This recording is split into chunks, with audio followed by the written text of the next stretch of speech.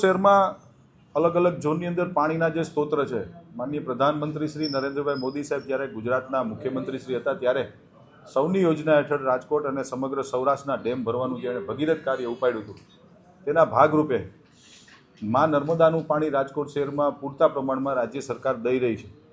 ગત સ્ટેન્ડિંગ કમિટીમાં નવા રાજકોટના ન્યારી ડેમની અંદર જે મા નર્મદાનું પાણી ઠાલવવામાં આવે છે અને એનો 150 MLDનો પ્લાન્ટનું જે દરખાસ્ત આવી હતી કે જે નવા રાજકોટના લોકોને ફિલ્ટર પાણી મળે એના માટેની દરખાસ્ત મંજૂર કરી હતી. આજની સ્ટેન્ડિંગ કમિટીમાં આજી ડેમની દરખાસ્ત હતી કે જે રાજકોટ સેન્ટર છે, જે જૂનું રાજકોટ છે, એને 75 MLDની જે દરખાસ્ત હતી એને પણ ખૂબ સારી દરખાસ્ત કહી શકાય સાથીઓ.